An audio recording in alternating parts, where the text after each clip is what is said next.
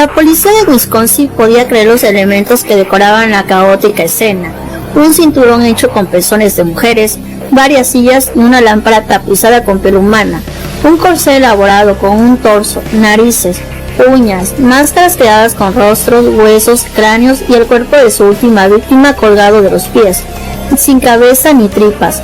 Pero el desorden de la planta baja contrastaba con la pulcritud de la parte superior de la vivienda, donde el asesino que marcó a fuego a la cultura pop había cuidado a su madre hasta su muerte. La historia de Edward Gein, conocido como el carnicero de Plainfield, inspiró a los personajes de Norman Bates de Psicosis, Leatherface en La Masacre de Texas y Buffalo Bill en El Silencio de los Inocentes. Pero ¿cómo se transformó este granjero anónimo con esquizofrenia en un icono cultural?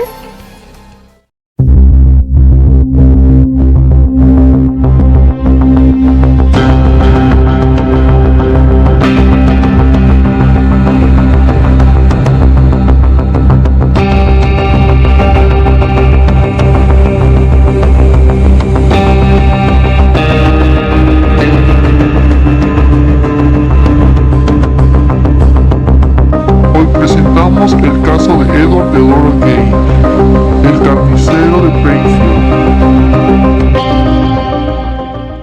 George Philip Gein, quien más tarde sería el padre de Edward Gein, se quedó huérfano en 1879 cuando solo tenía 5 años. Fue educado por sus severos y devotos abuelos en una granja cerca de La Crosse. Cuando cumplió 20 años se marchó a la ciudad, donde cambiaba constantemente de trabajo. Empezó a beber y en 1899 se casó. No era una pareja afortunada. Augusta Gein, que procedía de una estricta familia de inmigrantes alemanes, era una mujer austera y fanáticamente religiosa. Pronto Augusta Gein dio a luz a su segundo hijo el 27 de agosto de 1906. Había deseado de que fuera una niña. La educación luterana que había recibido y su matrimonio con un borracho desarrollaron en ella un profundo aborrecimiento hacia los hombres. En 1902 había nacido Henry, el primer fruto de esta unión sin amor. Augusta se prometió a sí misma que su hijo Edward Theodore Gein no sería nunca como esos hombres lascivos y ateos que veía a su alrededor. Desde el primer momento la vida de Eddie estuvo totalmente dominada por su madre. Ella llevaba sola el negocio familiar, una frutería en La Crosse, Wisconsin. Su marido se pasaba el día dejando todo el dinero en los bares del lugar. Ella era partidaria de imponer una disciplina muy dura. Castigaba a sus hijos y era incapaz de ofrecerle el consuelo y el amor de una madre. En 1913 los Gein comenzaron una nueva vida como granjeros. Después de pasar un año en la granja de las de vacas a unos 24 kilómetros de La Crosse, finalmente la familia se instaló en un pequeño rancho aislado a las afueras de la ciudad de Plainfield.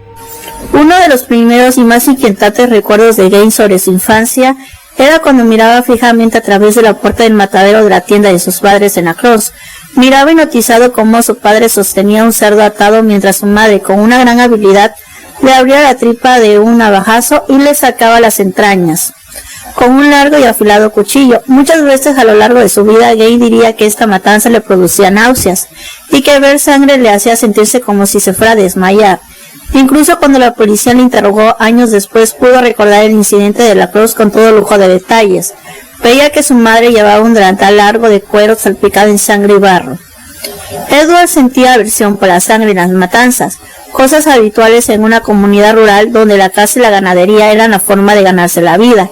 Sin embargo, devoraba los cómics de terror y los libros sobre violencia, sobre todo lo relacionado con los campos de concentración nazis y las torturas que allí se desarrollaban. Era el único tema que le motivaba a hablar, aunque a menudo la conversación llegaba a su fin cuando hacía uno de sus macabros comentarios. Durante los primeros 16 años de su vida, el único contacto de Gein con la realidad fue el colegio. Pero tan pronto como Eddie encontraba un amigo, su madre se oponía a esta nueva amistad. Todo el mundo suponía ante sus ojos una amenaza para la pureza moral de su hijo. Continuamente citaba la Biblia, recordándole que los hombres eran todos unos pecadores. Gein dejó de tener contacto con otros niños.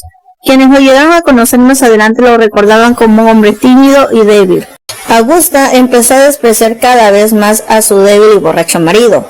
George reaccionó encerrándose en sí mismo, aunque a veces se emborrachaba y le pegaba a su mujer, mientras Eddie y su hermano Henry le miraban sin poder hacer nada. Después de sufrir estos ataques, Augusta se ponía de rodillas y rezaba. Sus oraciones fueron escuchadas en 1940, cuando George murió inválido a la edad de 66 años. A mediados de los 40 el negocio de la familia empezó a ir mal. Eddie y Henry tuvieron que buscar otro trabajo para llevar más dinero a casa. Edward admiraba a su hermano, pero su relación empezó a hacerse más tensa cuando éste le sugirió que esa dependencia respecto a su madre podía ser perjudicial. En la primavera de 1944, Henry murió en extrañas circunstancias. Él y Eddie habían estado intentando apagar un fuego cerca de su granja cuando se separaron. Sin embargo, Eddie supo conducir a un grupo de hombres exactamente al lugar donde su hermano yacía muerto. Aunque tenía un golpe en la cabeza, se certificó muerte por asfixia. Poco después de ese doloroso suceso, Augusta Jane sufrió un ataque al corazón. Durante 12 meses, Eddie la cuidó con amor, intentando que se estableciese, pero pocas semanas después, en diciembre de 1945, murió. Tras el sepelio, Edward regresó a su granja y decidió conservar intacta la habitación de su madre como un macabro homenaje a su progenitora. Con 39 años, Edward estaba solo en el mundo que apenas comprendía, y en 5 años se refugió en otro, un mundo en que la frialdad, la violencia y la represión que había sufrido en su infancia se retorcían de forma atroz en su mente. Edward Gaines recibió un subsidio del gobierno de los Estados Unidos a cambio de dejar la tierra en barbecho. A medida que la tierra se volvía improductiva, Edward empezó a hacer toda clase de trabajo a los vecinos de Pranfield para ganarse así la vida. Antes del caso Gaines, hubo ciertas desapariciones inexplicables en Pranfield y sus alrededores. En mayo de 1947, Georgia Wickle, de 8 años, desapareció en Jefferson, después de que un vecino la llevara en coche a su casa. Nunca más se le volvió a ver. En noviembre de 1952, un granjero llamado Victor Boone Travis desapareció junto con su amigo Ray Burgess. Cuando iban de casa del ciervo, no se les volvió a ver. Un año después, Evelyn Hathor, de 15 años, desapareció cuando cuidaba a los niños de un vecino. La policía encontró señales de pelea y manchas de sangre fuera de la casa. Después de una intensa búsqueda, se encontraron algunas ropas manchadas de sangre cerca de una autopista. Sin embargo, nunca encontraron el cuerpo. En 1954, en Pranfield había un bar llamado la Taberna de Hogan. La propietaria de este lugar, Mary Hogan, una mujer de mediana edad y divorciada 2 veces, resultaba un personaje con un pasado dudoso. Algunos decían que estaba relacionada con la mafia, otros que había sido una conocida madame en Chicago, y que con el dinero que ganó de esa forma había comprado el negocio. Fuera cierto o no, Mary Hogan producía un gran impacto entre los granjeros del lugar, gente muy religiosa y conservadora. Mientras que los hombres se sentían atraídos por el ambiente del local, entre las mujeres existía un rechazo total. En la tarde del 8 de diciembre de 1954, un granjero del lugar llamado Seymour Lester entró en la taberna. Aunque estaba abierta e iluminada, no había nadie. Empezó a sospechar algo raro al ver que a pesar de sus llamadas nadie salía a atenderle. Fue entonces cuando vio una gran mancha de sangre en la puerta que daba a la habitación trasera. Sospechando que algo raro ocurría, salió corriendo a pedir ayuda. El sheriff Harold Thompson llegó al instante acompañado de sus ayudantes. Comprobaron que el lugar estaba vacío y encontraron el coche de Mary Hogan apartado detrás de la casa, en su sitio habitual. Había un gran reguero de sangre seca que cubría las tablas de madera del suelo. Parecía que algo había sido arrastrado por ahí. Junto a esto había un cartucho calibre 32. Siguiendo el rastro de sangre a través de la puerta trasera, llegaron a la zona del aparcamiento de clientes, donde el sheriff vio unas huellas recientes de un camión que reconoció como las de una furgoneta de reparto. Era evidente, alguien, seguramente Mary Hogan, había sido asesinada y el cuerpo había sido arrastrado hasta un coche que esperaba afuera. No había ninguna señal de lucha y no parecía haber ningún motivo para tal crimen. La caja registradora estaba llena y no faltaba nada. Mary Hogan había desaparecido. Las noticias sobre este misterio se propagaron con rapidez y a medida que pasaban las semanas sin que las autoridades encontraran nada nuevo, la pregunta ¿qué le pasó a Mary Hogan? Surgía en todas las conversaciones. Aproximadamente un mes después de la desaparición, una conversación de este tipo tenía lugar entre un respetable propietario de un aserradero en Pranfield, Elmo Witt, y un hombre pequeño y tímido llamado Edward Gaines. Witt no pudo resistir la tentación de provocar a Gaines con el asunto de Mary Hogan. A Gaines le ponía enfermo de que se hicieran bromas sobre las mujeres, pero el propietario del aserradero le había visto varias veces en la taberna sentado solo al fondo del bar, con una jarra de cerveza. Él y sus amigos se habían dado cuenta que lo único que hacía era sentarse y quedarse mirando a la propietaria, absorto en sus pensamientos, y suponían que estaba enamorado. lo cual daba lugar a ciertas bromas. Will empezó por sugerir que si Jane hubiera hablado a Mary Hogan de sus intenciones con más claridad, probablemente ella en ese mismo momento estaría en su granja cocinando la cena y esperando que volviera en vez de haber desaparecido presumiblemente asesinada. Más tarde recordó que Eddie había puesto los ojos en blancos y había movido la nariz como un perro olfateando su presa, mientras se balanceaba y echaba una de sus conocidas sonrisas. «No ha desaparecido», dijo Gay después de unos segundos. «Ahora mismo está en mi granja». Will se encogió de hombros ante lo que parecía ser otro de sus inusuales y bastante patéticos golpes de humor, y a pesar de que Gay lo repitió varias veces a distintos residentes de Plainfield, en las semanas que siguieron ninguno de ellos lo tomó en serio. Era después de todo el tipo de comentario que se esperaba de él. 3 años después de la desaparición de Mary Hogan, el día en que comenzaba la caza anual del ciervo en Wisconsin, Edward Gain iba de cacería por su cuenta. Su presa no era un ciervo, la víctima era una ciudadana de Plainfield, al igual que Mary Hogan. Bernice Gordon era una mujer de negocios muy competente, regordeta y de constitución fuerte, de unos 50 años. A diferencia de la propietaria del bar, era una devota metodista que disfrutaba de una reputación intachable entre los ciudadanos de Plainfield.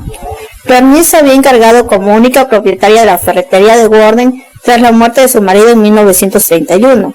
En los años siguientes, ayudada por su hijo Frank, lo convirtió en un negocio próspero, al que todos los granjeros de la zona acudían a comprar los recambios necesarios para la maquinaria agrícola. En 1956 fue propuesta por el periódico local para el premio de Plainfield al Ciudadano de la Semana, como ciudadana modelo y pequeña empresaria. La mañana del sábado 16 de noviembre de 1957, como todos los días, abrió la tienda. Era el primer día de la temporada de caza del ciervo en Wisconsin, y la mayoría de los hombres de Plainfield, incluyendo a su hijo Frank, había salido ya hacia los bosques de los alrededores. El resto de la ciudad estaba desierto y la mayoría de las tiendas cerradas, pero Bernice Gordon había decidido abrir la suya, pensando que podía llegar gente a comprar provisiones. Poco después de las 8:30 de la mañana, Edward Gain hizo su aparición en la ferretería, llevando una jarra de vidrio vacía. Como todos los ciudadanos de Plainfield, Bernice le tenía por un bobo, pero últimamente la había estado molestando, preguntándole sobre los más insignificantes detalles sin comprar nada. La noche anterior había estado en la tienda para preguntarle el precio de un anticongelante. Luego se quedó ahí parado durante algunos segundos antes de desaparecer en la oscuridad. Pocas semanas antes, Bernice había quedado muy sorprendida cuando Gay llegó a la tienda y le invitó a ir con él a patinar sobre el hielo. Se lo propuso medio en serio y medio en broma, dando la sensación de estar muy nervioso. Ella simplemente rechazó la invitación. Sin embargo, se había quedado algo preocupada. Le contó el incidente a su hijo y añadió que desde entonces había visto a Gay observándola desde su furgoneta o desde el otro lado de la calle. Lo que ocurrió en Gordon el 16 de noviembre solo se puede reconstruir con confusos recuerdos de Gay. Además de Bernice y Gay no había nadie. Parece ser que Gordon le llenó la jarra, volvió al mostrador y le hizo la factura. El hombre pagó y se marchó, volviendo poco tiempo después. Cogió entonces un rifle de caza que estaba expuesto en una esquina y le contó a la señora Gordon que estaba pensando cambiar su vieja arma calibre 22 por una más moderna, que pudiera disparar distintos tipos de bala. Ella le dijo que la que tenía en sus manos era una buena compra, y continuó con su trabajo. Cuando se dio vuelta, Gay sacó la bala de su bolsillo y cargó el rifle. Mientras simulaba examinarlo, unos segundos después apuntó y disparó. Entre las 8:45 y 9:30 de esa misma mañana, Bernard Muchinsky, el encargado de la gasolinera situada un poco más abajo en la acera de enfrente del almacén, vio que el camión de reparto de la señora Gordon salía detrás del garage, detrás del edificio, dirigiéndose calle abajo, pero no le dio importancia. Pocas horas después, al pasar por delante de la tienda, le extrañó ver las luces encendidas. La puerta delantera estaba cerrada y dio por hecho que la propietaria había olvidado apagarlas. El siguiente en ver a Gay fue el dueño del aserradero, en Mowick. Había cazado un ciervo en las tierras de este y se disponía a salir apresuradamente de la propiedad con la pieza atada a la parte delantera del coche. Will se sobresaltó a ver el automóvil de Gay, que ruidosamente se dirigía hacia él. Estaba seguro que incluso Eddie protestaría por esta caza furtiva en sus tierras. Pero cuando se cruzaron, él le saludó amistosamente. Posteriormente, Will recordó que Gay conducía más a prisa que de costumbre. Por la tarde, Gain recibió una visita. Sus vecinos, Bob Hill, un amigo de la juventud, y su hermana Darlene Hill, fueron a preguntarle si podía sacarlos al pueblo para comprar una nueva batería para el coche. Edward salió a recibirles, tenía las manos manchadas de sangre y les dijo que había estado despedazando un ciervo. Esto le extrañó a Bob Hill, ya que su amigo siempre le había desagradado este tipo de cosas, y más de una vez comentó que se mareaba al ver la sangre, pero Edward dijo que estaría encantado de poder ayudarles y después de volver a casa para lavarse. Cogió el coche y les llevó a la ciudad. Cuando Gain y sus vecinos volvieron a la frutería de los Hill, estaba oscureciendo y la madre de Bob, Irene, le invitó a cenar. Él aceptó de buena gana sin sospechar que sería la última comida que tomaría antes de ser arrestado. Poco antes, al atardecer, Frank, el hijo de Bernice Warden, se pasó por la gasolinera de Pranfield, cercana al negocio familiar. Después de un fallido día de caza, quedó muy sorprendido cuando el encargado le dijo que por la mañana temprano había visto salir el camión de reparto. Frank esperaba encontrar a su madre detrás del mostrador y a punto de cerrar. Los dos hombres comprobaron lo que Munchesky había visto esa mañana, que la puerta estaba cerrada, pero las luces continuaban encendidas, y Warden, que había olvidado su llave, tuvo que volver a su casa para coger una. Entre otras cosas, Frank Warden era el ayudante del sheriff, y al igual que su madre, una persona tranquila, pero cuando abrió la puerta de la tienda y entró, apenas pudo controlarse. La caja registradora había sido arrancada del mostrador y había desaparecido, y al fondo de la tienda había un gran charco de sangre. Frank llamó al sheriff del condado, Art Sleep, a 7 kilómetros de allí, y continuó buscando a su madre.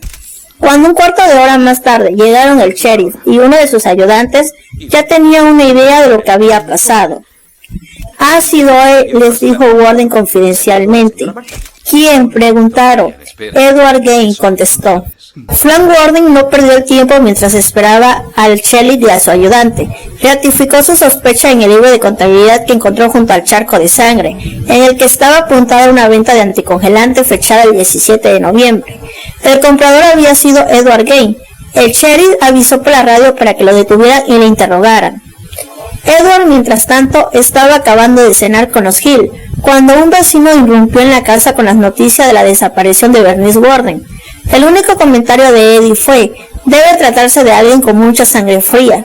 Irene Hill recordó más tarde que había bromeado con él diciendo: «¿Cómo te las arreglas para estar siempre por medio cuando alguien desaparece?». Edward simplemente se encogió de hombros y se rió. Bob le sugirió que deberían de ir a la ciudad para ver qué pasaba. Edward aceptó de buena gana y los dos hombres salieron al patio cubierto de nieve para coger el coche. En ese momento el oficial de policía, Dan Chase, y su ayudante, Bob Speaks, llegaron a la casa de los Hill para detener a Gain. Los dos agentes habían ido pocos minutos antes a la casa del presunto homicida y la encontraron vacía. Sabían que Bob era uno de los pocos amigos de Ed y pensaron que lo más lógico era buscarle en la tienda de los Hill. El oficial Chase cruzó el patio sonriente y golpeó la ventanilla del coche de Gain. Cuando ya se iban, le ordenó que bajaran del automóvil y lo escoltó hasta el coche patrulla para ser interrogado. El policía le preguntó dónde había estado todo el día y qué había hecho. Edward se lo contó y Chase le pidió que lo repitiera nuevamente, lo que evidenció grandes contradicciones. «Alguien me ha incriminado», dijo Gain. «¿Respecto a qué?», preguntó Chase. «Bueno, sobre la señora Warden», contestó. «¿Qué pasa con la señora Warden?». «Está muerta, ¿no?», respondió Ed.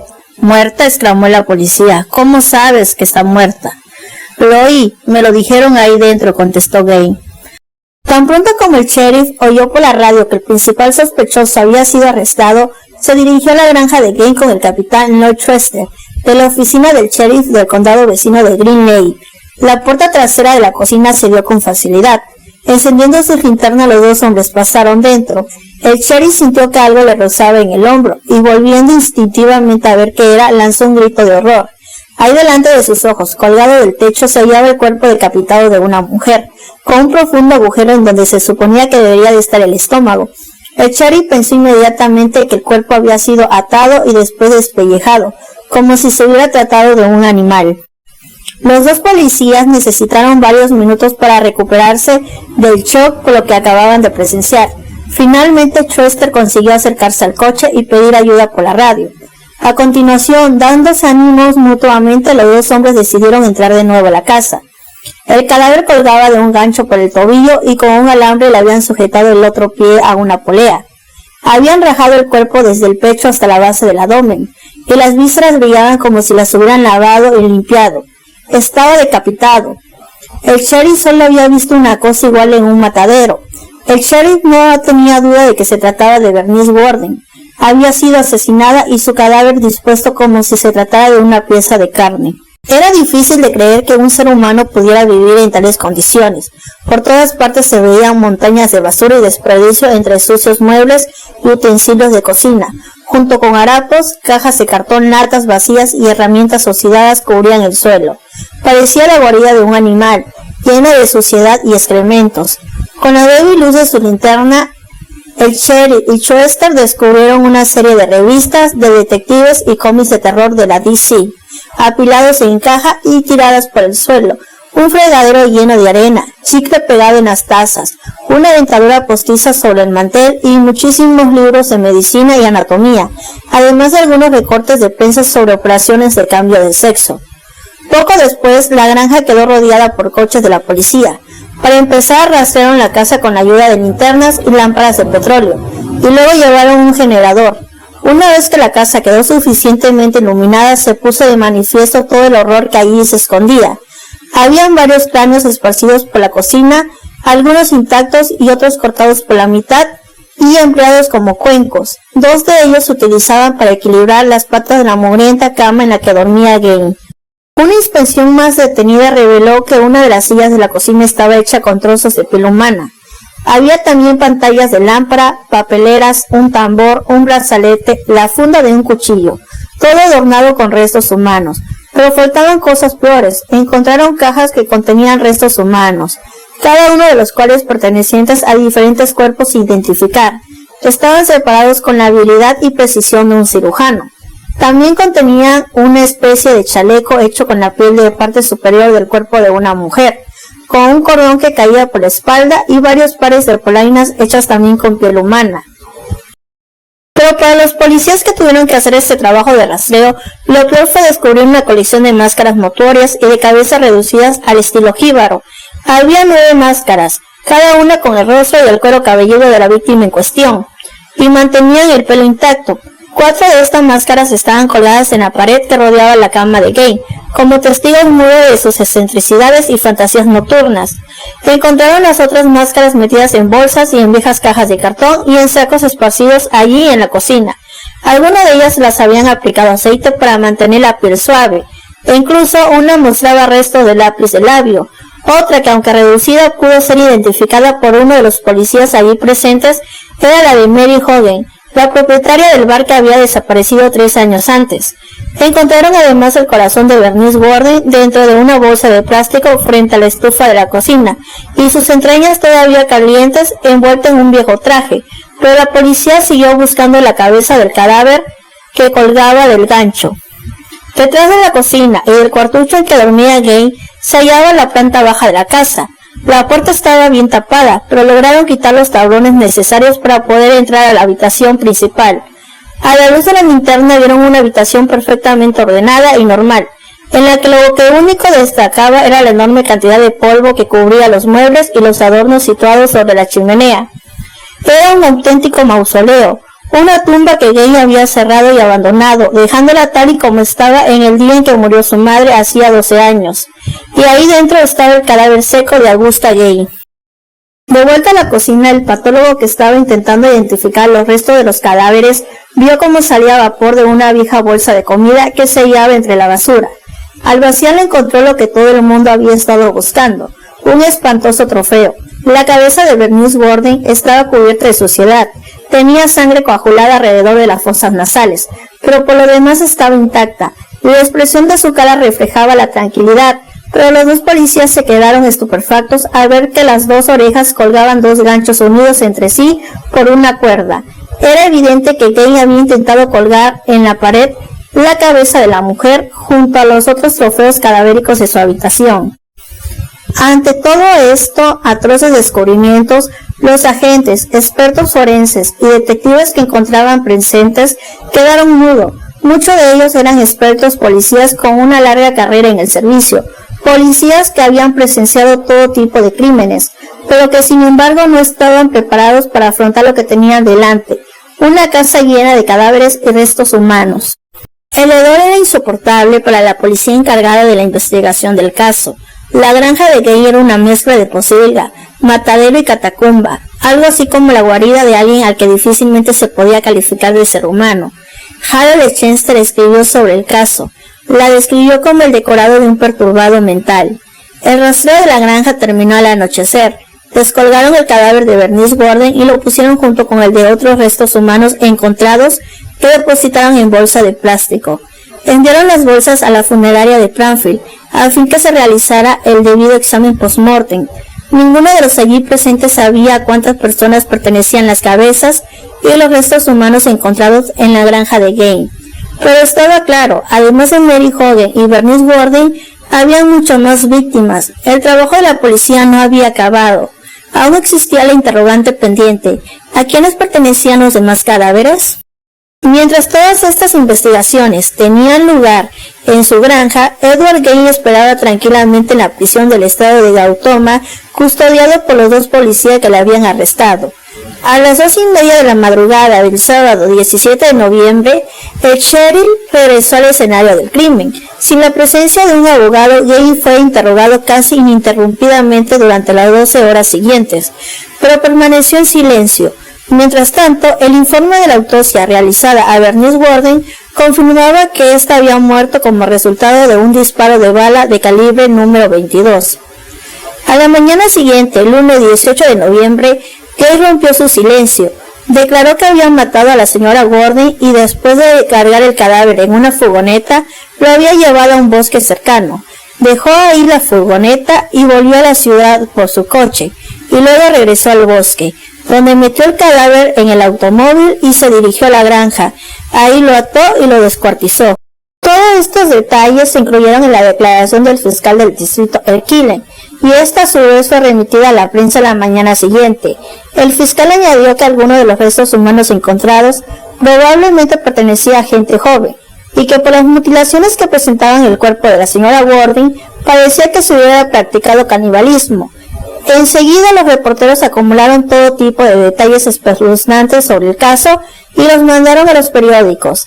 Las noticias llegaron hasta Chicago. Mientras tanto, el propio Killen fue a interrogar a Gay. El fiscal quiso saber más detalles sobre lo acaecido con el cadáver. Gay comenzó a describir cómo había atado el cadáver, luego lo desangró en una pila y después enterró la sangre en un agujero en el suelo. Cuando Killen le preguntó si alguna vez había desollado un ciervo, Gay contestó: "Supongo que en ese momento pensaba en eso". Luego se le pidió que hiciera una lista completa de todos los cráneos, trozos de piel y otros restos humanos encontrados en su granja. Sin embargo, el acusado respondió: "Que yo sepa, solo he matado a Bernice Worden", y ante la asombro de todos los detectives, comentó que los otros cadáveres los había sacado del cementerio. Explicó que en los últimos años sentía de vez en cuando la necesidad de profanar tumbas. En muchos casos había conocido a las víctimas en vida y se enteraba de sus muertes leyendo los periódicos, así que la misma noche del entierro se dirigía al cementerio de Pranfield, sacaba el cadáver y rellenaba otra vez la tumba con lo que él llamaba su pastel de manzana. Gay confesó que en muchas de esas expediciones nocturnas sentía pánico al acercarse a una tumba y volvía a casa. No podía recordar cuántos cadáveres había desenterrado. Cuando se le preguntó si alguna vez mantenía algún tipo de relación sexual con los cadáveres robados, algo que estaba en la mente de todos, él lo negó con la cabeza y gritó: No, huelen muy mal". También negó categóricamente las acusaciones de canibalismo. Mientras Gay confesaba, el funeral de Bernice Worden tenía lugar en la iglesia metodista. Después fue enterrada en el cementerio de Pranfield. El lunes por la tarde, Edward Gain compareció en el juzgado, bajo la acusación de robo a mano armada de la caja registradora de la tienda Worden. La oficina fiscal del distrito quería posponer los cargos por asesinato, hasta que las pruebas forenses finalizaran y el prisionero fuera sometido a un detector de mentiras. Después lo condujeron hasta su propia granja, donde enseñó a la policía y a un grupo de periodistas que los acompañaba en el lugar donde estaba enterrada la sangre de Bernice Worden. Gay también fue interrogado por los sheriffs del condado vecino de Portage. acerca de Mary Hogan. Ellos ya sabían que se había encontrado su cabeza en la granja. Durante el interrogatorio, Gay se mostró confundido, otras veces guardó silencio, pero finalmente negó conocerla, aunque admitió haber ido a su bar 1 o 2 veces. Al día siguiente se le permitió finalmente a la prensa, que para entonces había hecho de la ciudad su lugar de residencia, entrar a la granja de Gay y ver así por sus propios ojos la miseria en la que vivía el hombre, al que la prensa ya había bautizado como el carnicero de Plainfield. El miércoles 27 de noviembre, los vecinos de Gay condujeron a la policía hasta un vertedero de su propiedad, a pocos pasos de la granja. Habían visto a Gay por ahí muchas veces, pero siempre pensaron que se dedicaba a enterrar basura. Al excavar allí descubrieron un esqueleto con un diente de oro, y cuyo cráneo era demasiado grande para ser el de una mujer. Se especuló entonces con la posibilidad de que el cadáver fuera el de Ray Burgess, un granjero del lugar que en algunos años antes, en 1952, había desaparecido junto con un amigo suyo, cuando ambos iban de caza. Después de los descubrimientos llevados a cabo durante 2 semanas, la gente de Plainfield estaba convencida de que el monstruo que vivió entre ellos durante tanto tiempo era capaz de cualquier cosa. Mientras tanto, el acusado era sometido a exhaustivos exámenes psicológicos en el Hospital Central del Estado y por segunda vez al detector de mentiras. Se confirmó que Gay solamente había asesinado a Bernice Gordon y a Mary Hogan y que el resto de los cadáveres mutilados que se encontraron procedían del cementerio. Descubrieron también que su desarrollo sexual y emocional se había producido muy tardíamente por culpa de la represión ejercida por su madre, y que se creó en un mundo de extrañas fantasías, en el que su sentimiento con respecto a las mujeres se confundían con el dolor que sentía por la muerte de su madre, y el temor a transgredir su propio y peculiar código moral. Según Edward Gay, Bernice Gordon y Mary Hogan no eran buenas mujeres. No llegó a decir que merecieran la muerte, pero sí que estaban destinadas a morir de forma violenta, y que él no era más que un instrumento para realizarlo. Edward Gay admitió haber robado 9 cadáveres, todos ellos de mujeres de mediana edad. Una vez más describió con calma lo que había hecho con estos cadáveres. A menudo se paseaba por la granja vestido con las ropas hechas con piel humana, y bailaba bajo la luz de la luna llena en un extraño ritual. Dijo que uno de sus principales deseos era ser capaz de realizarse una operación para convertirse en mujer. Esto hizo callar a quienes lo interrogaban. Sin embargo, no comprendía qué tenía de malo mutilar cuerpos sin vidas, y parecía estar muy orgulloso de los conocimientos anatómicos adquiridos con estas actividades. Con respecto a la habitación de su madre y su cadáver reseco, Gay confesó que en una ocasión creyó que podría devolver a la vida, mediante el cuerpo de otra mujer, y se sintió muy defraudado cuando su plan fracasó. También comentó que en los años posteriores a la muerte de su madre habría sufrido alucinaciones. Hablaba de extraños olores que seguía percibiendo incluso en el Hospital Central del Estado.